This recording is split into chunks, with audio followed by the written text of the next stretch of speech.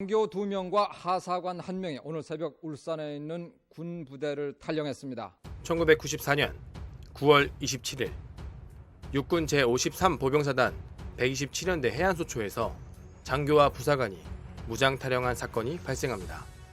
사건 당일 새벽 2시 40분경 조소위와 황하사는 탈영을 목적으로 해안소초 통신선을 끊은 후 자고 있던 소대원들을 전부 깨워 부대원들을 모아놓고 허공에 공포탄을 쏜 후 따라오면 죽이겠다고 위협. 황하사가 준비한 차량을 타고 탈영했습니다. 함께 탈영을 준비하다 마음이 약해진 김소위는 방위병 윤이병을 끌고 나와 술을 마시고 망설이다 조소위와 황하사와 합류. 총 3명이 M16 소총 2정과 수류탄 6발, 실탄 100여 발을 휴대하고 무장 탈영하게 됩니다. 탈영하면서 소대장들은 소속 중대장에게 앞으로 절대 후배들이 이런 전철을 밟지 않도록 하기 위해 탈영한다. 다시 돌아오겠다. 라는 메모를 남겼습니다. 처음에 언론과 국방부도 초급 간부의 부대 부적응 그리고 지휘관에 대한 반발로 개인의 문제로 몰아갔습니다.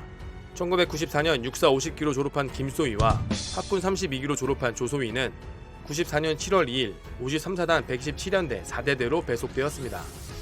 황하사는 93년 하사로 입대하였는데 당시 53사단 117연대 4대대는 관행적으로 소대장 길들이기, 악습이 있었습니다. 지난번 온 국민이 개탄했던 장교의 무장 탈영 사건, 그 주변을 군 수사기관이 조사해봤더니 소대장 길들이기라고 하는 도저히 묵과할 수 없는 하극상 사례가 우리 군내에 실제하고 있었던 것으로 밝혀졌습니다.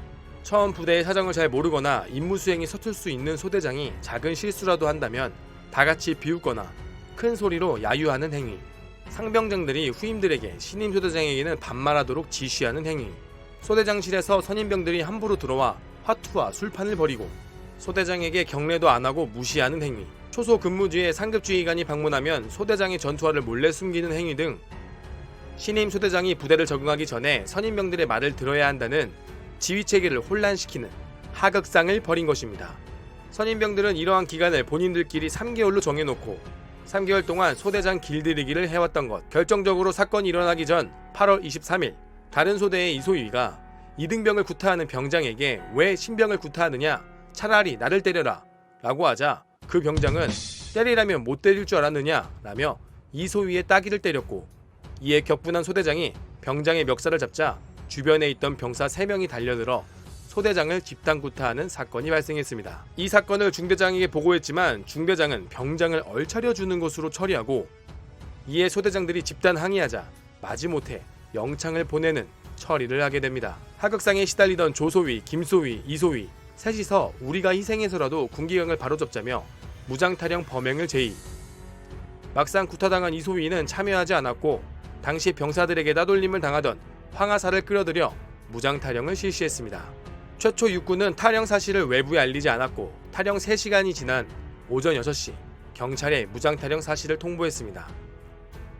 9월 27일 오전 11시 경남에서 검문 중이던 군경과 대치하였고, 조소위와 김소위는 군 기동타격대가 출동하자 13시 20분경 맨몸으로 자수, 황하사는 M16 소총으로 5여 발을 발사하며 달아나 차를 버리고 산으로 도주했습니다.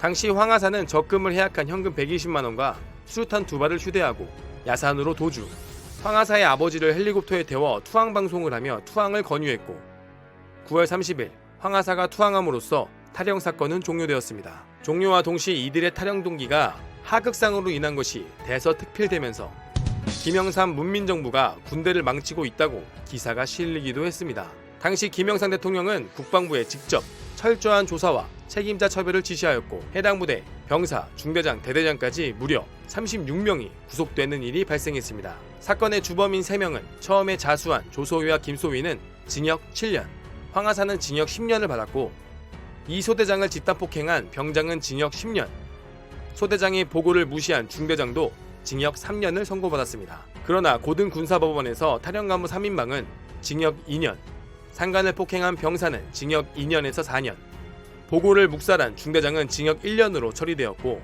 이천의 국군교도소에서 복역, 1996년 7월에 출소하고 1998년 김대중 정권에서 사면되었습니다.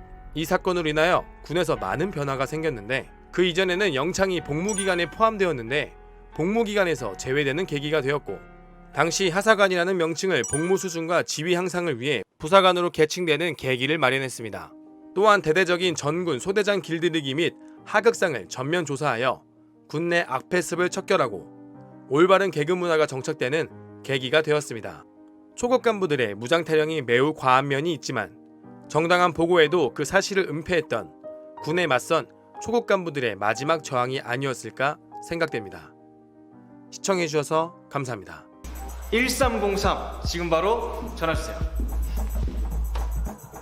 국방헬프콜이 항상 여러분 곁에 있습니다.